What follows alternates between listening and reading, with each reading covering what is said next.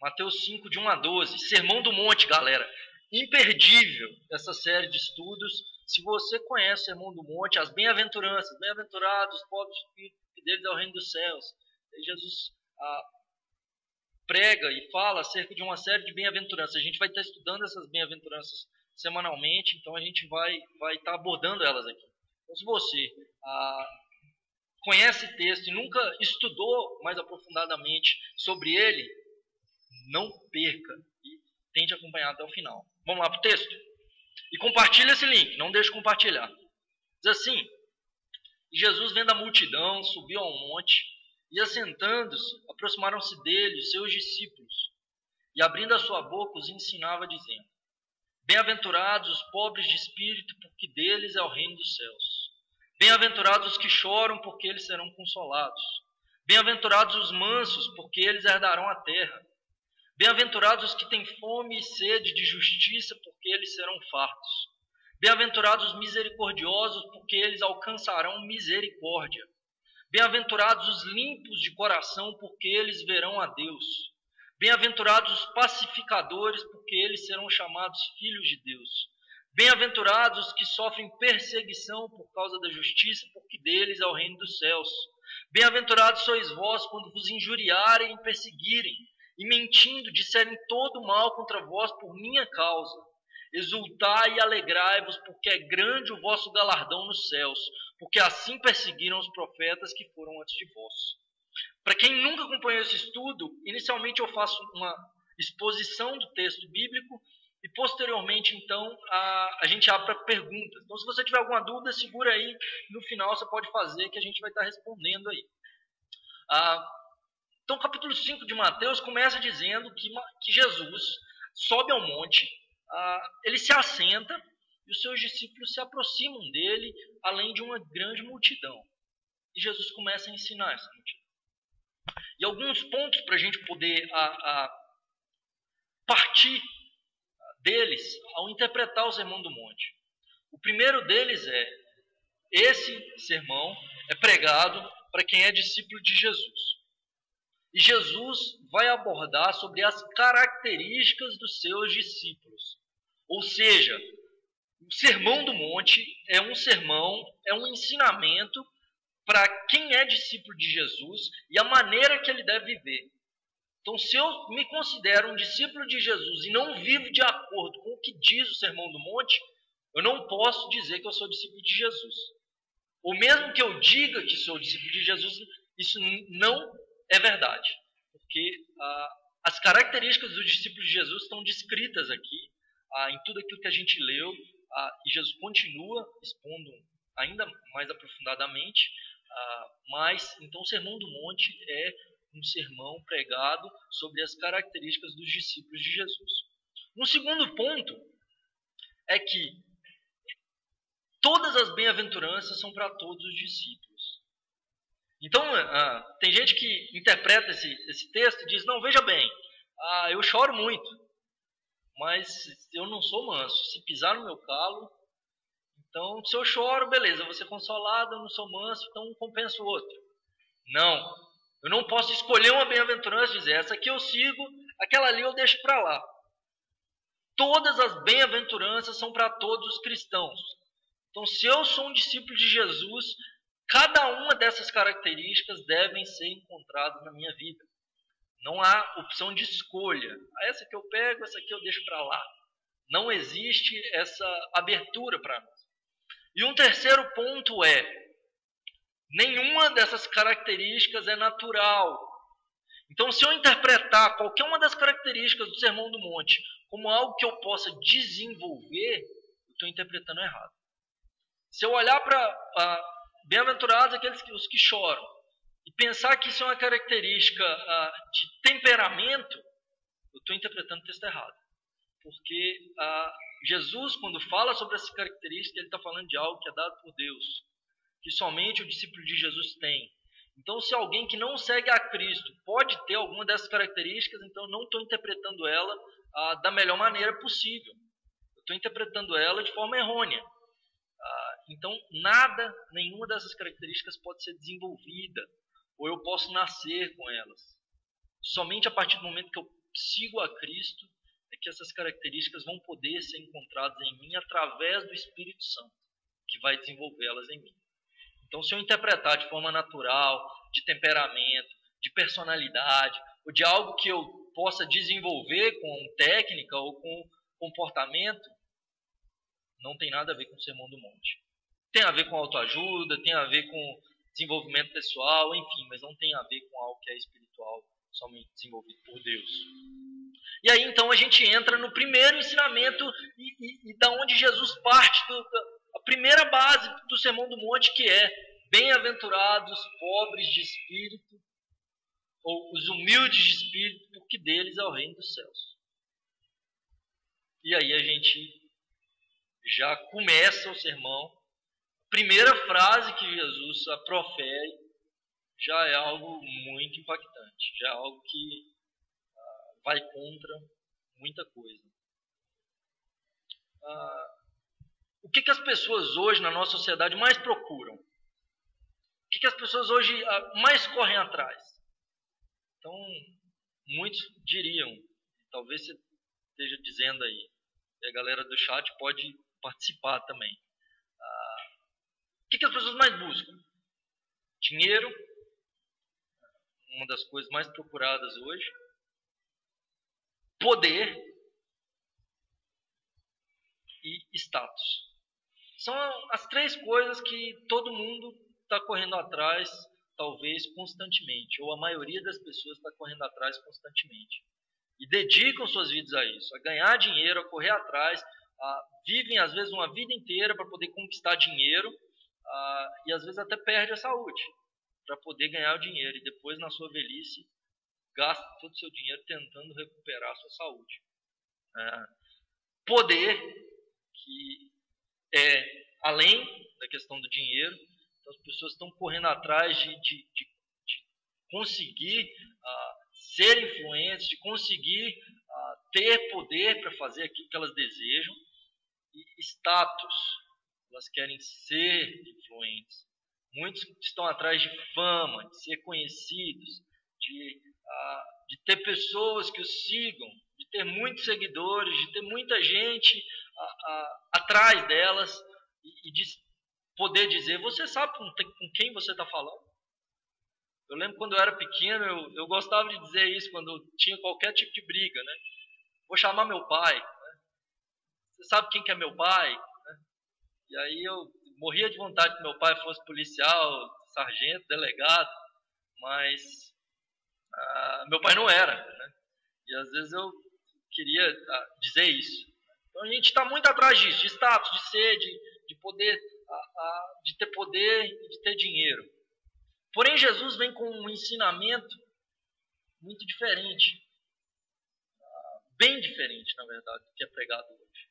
Se a gente pudesse dizer como seria o Sermão do Monte pregado hoje, muito provavelmente um livro de autoajuda dizendo as bem-aventuranças para o camarada bem-sucedido na sociedade moderna, seria: bem-aventurado aquele que tem, aquele que é e aquele que pode. Aquele que tem status, aquele que tem dinheiro e aquele que tem poder é bem-sucedido. Esse camarada é bem-aventurado, esse camarada é feliz. E a felicidade é baseada hoje, interpretada hoje na nossa sociedade em cima disso. O texto que a gente está estudando, Rodrigo, é Mateus capítulo 5, Sermão do Monte, versículos de 1 até o 12. Então, essa busca por dinheiro, status e poder é o que norteia o sucesso hoje em dia. E aí Jesus, no Sermão do Monte, entra com um texto, com uma frase. E quando ele diz: bem-aventurados os humildes de espírito, porque deles é o reino dos céus. Se a gente for analisar o original que o evangelista Mateus escreve, no capítulo 5, versículo 3, a gente vai ver no grego escrito da seguinte forma: Makarioi, Roi, Ptokoi, Topneumati. Makarioi, plural de Macários. Bem-aventurados, afortunados, ricos, felizes. Roi, os. Ptokoi, plural de Ptokos. Os pobres. Algumas traduções traduzem como humildes. Pneumati de espírito. Se parasse aí no bem-aventurados os pobres, a gente poderia defender o estilo de vida franciscano, aqueles que fazem voto de pobreza, porque bastaria vender tudo que tem, dar para os pobres, viver uma vida de pobreza, e então você vai herdar o reino dos céus. Porém, Jesus continua dizendo pobre de espírito. E hoje, o que todo mundo está correndo atrás é de ser rico de espírito. Tanto é que se você chamar alguém hoje de pobre de espírito, esse camarada vai ficar chateado. Isso, a gente imagina que a gente está chamando o cara de espírito de porco. Esse camarada é um pobre de espírito. É um camarada que não presta. É um camarada que é vazio. Né? Tem que ser rico de espírito. Tem que ser elevado de espírito. Tem que ser alguém que... Né? E como que eu me torno elevado de espírito? Se eu der esmola, se eu dou uma cesta básica, né? Se eu for bom o suficiente, se eu for o cara, então eu vou ser elevado de espírito. Porém, Jesus diz que o rico de espírito não vai herdar o reino dos céus e o pobre de espírito é que vai herdar. E aí, entrando no texto, no grego, no original, que talvez nos fala mais do que na tradução do português, Jesus faz um jogo de palavras, que ele diz ricos, afortunados, os pobres, como um mendigo de espírito. Ptokos vem de pobre miserável, pobre como um mendigo. E Jesus diz, então, aquele que for pobre como um mendigo de espírito, dele vai ser o reino dos céus. O que Jesus queria dizer com isso? A primeira coisa que a gente tem que analisar em um mendigo. O mendigo não tem nada. Ele não tem bem algum. Ele necessita do favor dos outros. Ele não tem poder algum nem de mudar a própria situação. Ele precisa dos outros.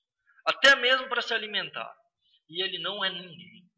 Muitas vezes ele é mal visto, as pessoas passam na frente do mendigo e viram a cara e fingem que não estão enxergando. E infelizmente isso é uma realidade, pelo menos aqui na cidade de São Paulo, onde eu moro. Onde as pessoas querem virar a cara e querem ignorar aqueles que estão excluídos. E Jesus diz, aquele que é pobre como um mendigo de espírito, dele vai ser o reino dos céus. E esse vai ser rico. Então, o mendigo, ele não tem nada, ele não pode nada e ele não é nada. Então, se eu pudesse traduzir esse texto bíblico, eu diria, bem-aventurados, ricos, afortunados, aqueles que reconhecem que diante de Deus não tem nada, não podem nada e não são nada. Reconhecem que estão num estado espiritual miserável. Reconhece que é completamente dependente de Deus. Reconhece que somente por Deus, somente pelo favor de Deus, eles podem ser transformados. Isso vai totalmente contra o que algumas religiões defendem, como o budismo, como o espiritismo, como mesmo a doutrina da igreja romana que defende a salvação por boas obras. Porque é reconhecer que não tem nada que eu possa fazer para mudar a minha situação. Eu sou miserável diante de Deus. E o texto seria aqueles que reconhecem que são assim. Porque todo mundo está nesse estado de depravação total. Todo mundo está nesse estado de total carência de tudo. Porque diante de Deus não existe nenhum ser humano bom. Todo mundo não tem nada, não pode nada e não é nada. A gente só se depara com essa realidade, qualquer pessoa, independente de quão poderosa ela seja, mesmo sendo o presidente dos Estados Unidos, ela se depara com isso diante da morte. De um ente querido, ou da doença, quando ela percebe que ela não tem poder nem para aumentar 50 centímetros na sua vida. E diante disso, então, a gente percebe quem nós somos. Nada. Pouco. Como neblina, que aparece por um pouco de tempo e logo se esvai. Diz Tiago. Então, quando eu reconheço quem eu sou diante de Deus, o meu estado de pecado, eu reconheço que eu necessito de um Salvador. E é por isso que Jesus veio. Jesus veio para salvar os pobres, os perdidos, aqueles que não têm nada, não podem nada e não são nada. Infelizmente hoje muitos cristãos se acham demais e pensam que são alguma coisa. Alguns que se consideram profetas, o cara é apóstolo, patriarca, o cara é o cara e ele se considera o porta-voz de Deus, como se ele fosse alguma coisa. Não existe porta-voz de Deus, só tem um mediador entre Deus e os homens, que é Jesus Cristo. Não toque no ungido, só há um ungido. Cristo significa ungido. A tradução do nome Cristo é ungido, só há um ungido, que é Jesus. E nós somos discípulos, servos, escravos dele. Então, reconhecer o nosso estado espiritual diante de Deus é algo que vai nos aproximar dele. Muita gente diz, não, porque esse cara é top, é o cara. Quanto mais próximo nós estivermos de Deus, maior o reconhecimento da nossa miséria espiritual. Isaías, do capítulo 1 até o capítulo 5, ele diz, ai dos idólatras, ai dos beberrões, ai de todo mundo. Aí no capítulo 6, ele vê o Senhor assentado no alto sublime trono, a santidade de Deus, serafins diante dele, com 6 asas, 2 cobrem os pés em reverência, 2 cobrem o rosto, porque não conseguem fitar a santidade de Deus, e serafins são santos, não tem pecado. E clamavam uns para os outros, santo, santo, santo é o Senhor dos exércitos. Isso é hebraísmo. No hebraico não existe, quando você exalta alguma coisa, então você fala excelentíssimo, santíssimo. Não existe isso no hebraico.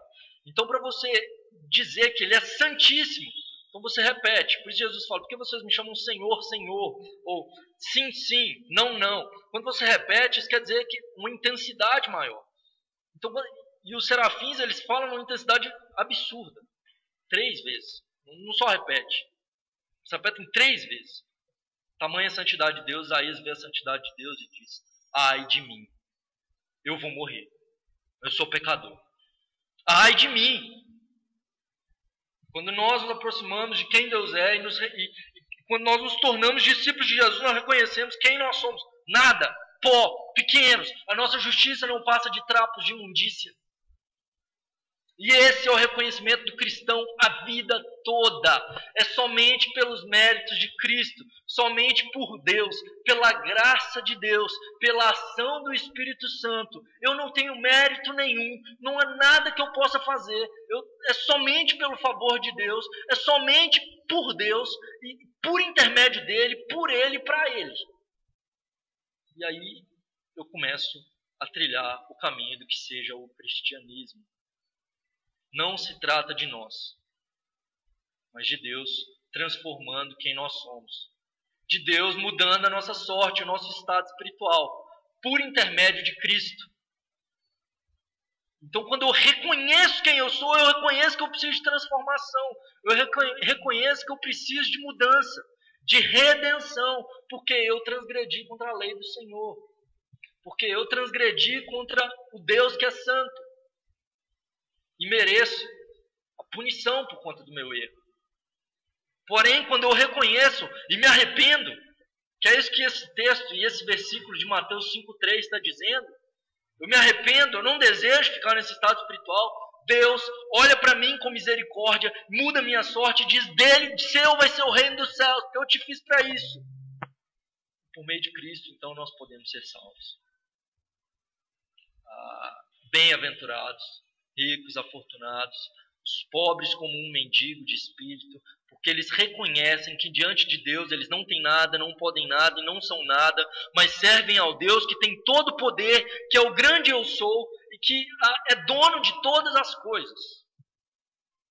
Não se trata, e o cristianismo nunca deve estar centrado no eu, onde eu vou buscar o meu milagre, eu vou correr atrás do meu milagre, eu vou bater, eu vou correr atrás, e Deus tem que fazer isso para mim. Não, se trata da glória de Deus. E tão somente da glória de Deus. Não da nossa.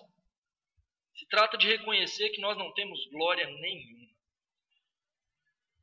E então nós começamos a trilhar um caminho sobremodo excelente. Um caminho que vai nos levar cada vez mais para próximo de Deus. Se você conhece algum cristão ou pregador que ele se exalta demais, e ele é o cara demais, esse cara está totalmente distante de Deus. Porque quem fez isso foi Lúcifer. Quando o camarada ele começa a se achar demais, é porque ele está distante de Deus. É porque ele se distanciou da santidade de Deus e ele está achando que ele é santo, que ele é o cara. Então, se você conhece algum líder assim, ou se você tem se portado assim, é porque você já está muito distante do que seja o cristianismo, ou do Cristo, ou da cruz de Cristo. E tem muita gente se defendendo. Assim, o cara já é patriarca, o cara já está quase no patamar de arcanjo. E a realidade para nós é que nós somos pecadores e carentes da graça de Deus. Aquele que pensa estar de pé, cuide para que não caia. Quando eu ouço falar que algum líder religioso, ou algum pastor, algum homem, algum pregador caiu em pecado, a primeira coisa que eu faço é tremer. Eu jamais, você vai me ver comentando sobre os erros de alguém que caiu. Nunca vou defender os erros. Mas nunca vou pegar pedras nas mãos para jogar em qualquer pessoa. Porque aquele que pensa estar de pé, cuide para que não caia. Todos nós somos pecadores e carentes da graça de Deus. E se a gente não estiver de joelhos diante do Senhor, reconhecendo que nós não temos nada, não somos nada e não podemos nada, aí começa a nossa queda, se nós acharmos que somos autossuficientes. Porque nós não somos. O cristianismo parte daqui. Para ser cristão se começa aqui, nesse ponto. Ser pobre de espírito. Não se trata de quem eu sou, mas de quem Deus é. Do reconhecimento, da soberania, da santidade, da bondade de quem Deus é e do que Deus fez na minha vida. Pelos méritos dele, não meus. Então a gente começa a trilhar o caminho de Jesus. Você possa se lembrar disso todos os dias da sua vida. Bem-aventurados os pobres de espírito, que deles é o reino dos céus. E nunca se esqueça disso. Todos vocês estão acompanhando esse estudo aqui hoje. E se você viver com esse pensamento, sua vida cristã vai bem. A tendência é cada vez você crescer mais em santidade, em intimidade com Deus, em busca de Deus. E eu quero fazer uma oração nessa tarde, pela sua vida e pela minha vida, de reconhecimento de quem nós somos, de reconhecimento da santidade de Deus, de reconhecimento de quem Deus é. E talvez a forma que você tenha vivido, esteja vivido hoje, seja dizendo, não, eu tenho, eu posso, eu sou, eu quero viver minha vida e correr atrás de ter, de poder e de ser. Tem muita gente que quer se promover na igreja, que quer ter sucesso na igreja, que quer ter ibope na igreja. A igreja serve para uma coisa só, a glória de Deus. Se nós pregarmos, cantarmos ou fizermos qualquer coisa que seja para a glória de Deus, eu quero orar por você nessa tarde. Você reconhece que não estava vivendo o cristianismo. Esse é o primeiro ponto para ser discípulo de Jesus. A gente nem entrou nos outros. Se você não tem nem esse primeiro ponto, eu quero te dizer, você não está trilhando o cristianismo, você não é cristão. Você pode chamar Jesus de Senhor, Senhor. Mas Ele não é Senhor de sua vida. Você é o Senhor de sua vida. E eu quero orar por você. Que nessa tarde reconhece que precisa do senhorio de Cristo. E reconhece que você não é nada, não tem nada e não pode nada. Quer se submeter ao senhorio de Cristo. Se rendendo a Ele. Você pode repetir comigo essa oração. No seu coração, dizendo: Senhor Deus, reconheço a Tua soberania, a Tua santidade. Reconheço que sou pecador, falho, fraco, pequeno. Reconheço que eu não tenho nada. Eu não posso nada, eu não sou nada diante do Senhor, e reconheço a minha miséria espiritual. Ao mesmo tempo, eu reconheço que Jesus morreu a minha morte para me dar a sua vida. E que Ele sofreu a punição pelos meus pecados na cruz do Calvário. Eu me rendo a Ti. Reconheço que Jesus é meu Senhor e o meu Salvador. Eu quero caminhar contigo, para a Tua honra e Tua glória. Muda o curso da minha história, para o Teu louvor. Em nome de Jesus. Amém. Amém, queridos. Deus abençoe vocês que acompanharam até aqui. Louvado seja Deus pela vida de vocês. O pessoal que está pedindo oração, Rodrigo, pelo padrasto que vai passar por uma operação. Quero pedir para todos vocês que estão vendo aí, que orem pelo padrasto do Rodrigo, vai fazer uma oração. Gisélia está pedindo oração também, a gente vai orar. Jadson, Januzzi estão acompanhando aí também. O Victor está acompanhando. Deus abençoe a vida de cada um de vocês. Pelo Facebook aí tem a Vivian. Então,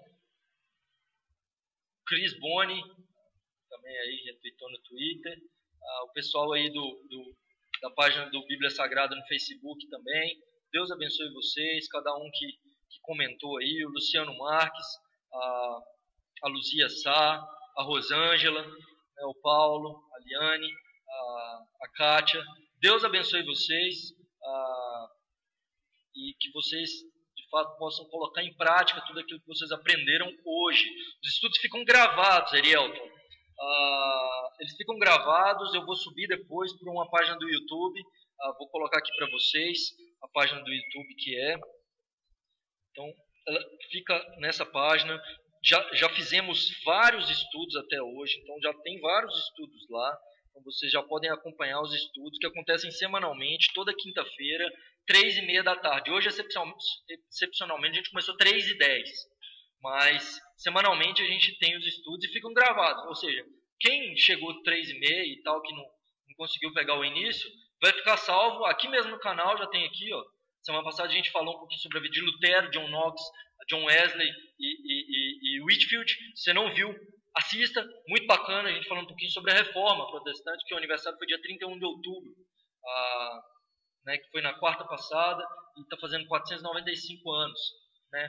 Então depois vocês assistem aí. Semana que vem a gente tem esse estudo novamente, e a gente vai falar sobre a próxima bem-aventurança, que é: bem-aventurados os que choram, porque eles serão consolados. Glória a Deus. Perguntas, dúvidas? Vamos lá para as perguntas, rapidinho. Se não tiver pergunta, eu vou embora. Vamos aí.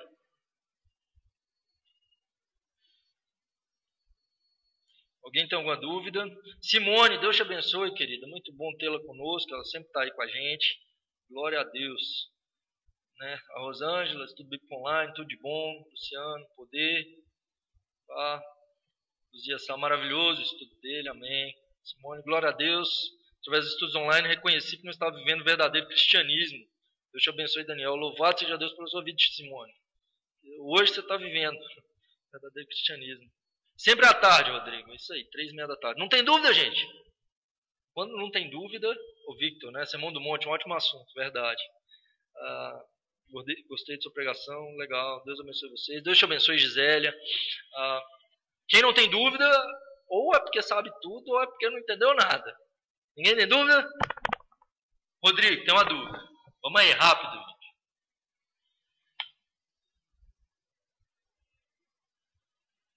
Luciano. Tenho várias perguntas e não consigo entrar. Luciano, você pode fazer a pergunta comentando na página do Bíblia Sagrada, no link do estudo bíblico. Então você já está escrevendo aí, pode escrever sua pergunta aí também. Rodrigo, sua pergunta. E Luciano. Luciano tem várias, né? Luciano, eu estou te adicionando no Face. Ô, gente, me adicione aí no Facebook, quem tiver alguma dúvida e tal. Meu nome é Daniel Simoncellos, né? Tem aí no canal. Digita lá no Facebook, me adiciona. Me segue no Twitter, é @DaniSimoncellos. Tem um papel aqui com meus dados, ó. Então tá aqui, ó. Twitter, @DaniSimoncellos, Facebook, Daniel Simoncellos. Então você pode seguir aí e acompanhar os estudos semanalmente. Eu sempre escrevo também. Eu escrevo post, escrevo texto, gravo vídeo, tudo que eu posso aí para poder divulgar o Evangelho.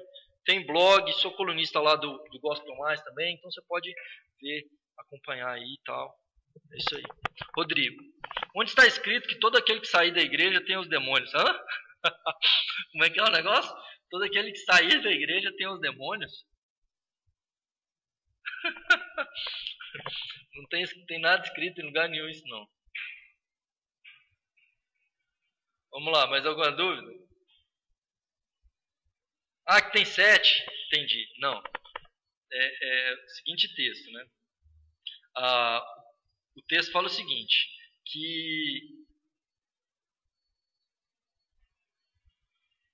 Vamos lá. Deixa eu pegar o texto.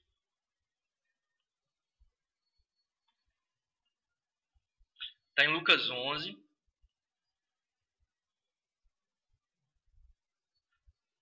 Lucas 11, de 24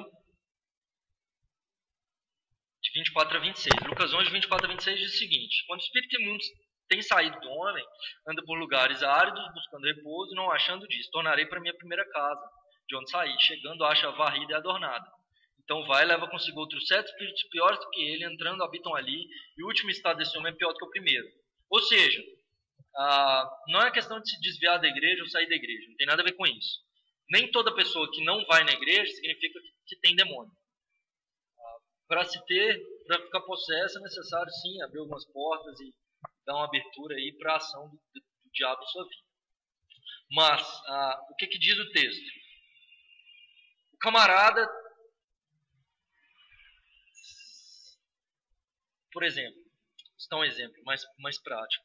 Certa vez eu fui em um lugar, um camarada estava endemoniado, me chamaram para ir lá, eu fui. Tinha 2 irmãzinhas que foram lá tentar expulsar o demônio, tacaram até sal grosso no camarada. Não jogue sal grosso se te chamarem para expulsar o demônio. Expulsei em nome de Jesus. Expulsei aquele demônio. Logo em seguida eu falei para aquele camarada, falei o seguinte: você precisa de Cristo. Caso contrário, o seu estado vai ser pior. Por quê? Porque se você expulsa o demônio, não tem mais demônio na vida desse camarada. Mas esse camarada não tem nada. Ou ele preenche a vida dele com Cristo, com o Espírito Santo, ou o estado dele vai ser pior. Que aí o demônio volta e vai agir de forma pior ainda na vida desse camarada. Né? Lucas 11, de 24 a 26. Então, e aquele camarada que eu fui lá, ele se converteu, toda a família dele se converteu. Então, é esse o ponto. Né? Então, por exemplo, não, expulsa o demônio do fulano. E nem sempre eu aceito esse convite. Porque se o camarada não quiser mudar de vida, é melhor você nem botar a mão na cabeça dele. Senão o estado dele vai ser pior. Não vai estar fazendo bem para esse camarada. A menos que ele queira mudar de vida, ser liberto de verdade. Então, sim. É nesse sentido aí. Vamos lá, vamos ver se o Luciano fez a pergunta. Luciano, quando você falou sobre as pessoas que querem ter poder, gostaria de saber se isso seria para aumentar o ego de si mesmo. Sim, para aumentar o ego é porque a gente gosta de aplauso, a gente gosta de um monte de coisa, isso não tem nada a ver com o cristianismo. Isso é o homem pecador caído que quer glória para si e não para Deus. Né? Hoje as pessoas não estão visando mais Cristo, mas exato, estão usando poder e autoridade. Exatamente. Né? Tem música aí que fala, você vai estar no palco, né? E todo mundo vai estar te vendo. E tal, né? Então, assim, desculpa. Esse triunfalismo aí não é bíblico. Né? Onde você é o cara e todo mundo vai te ver como cara. Não, o cara é Jesus, somente. Isso não é nada, não tem nada, não pode nada. Esse é o cristianismo que aponta para Cristo, não para nós. Mais dúvidas?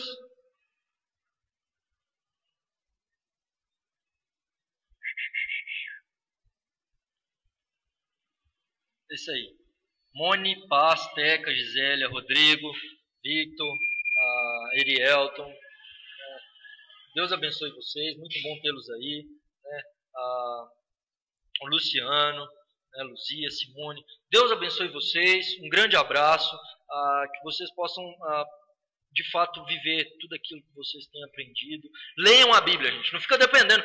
Se você for ler a Bíblia só na quinta-feira, quando a gente tem estudo, misericórdia, né? Então você lê a Bíblia todos os dias, tá? Eu fiz um propósito comigo mesmo de até meus 30 anos de idade ter lido a Bíblia toda 10 vezes. Bora entrar nesse propósito? Não. Você tem mais de 30, você entra para ler pelo menos uma vez por ano a Bíblia toda, né? Então que você possa, de fato, ler as Escrituras todos os dias. 4 capítulos por dia você lê em 10 meses.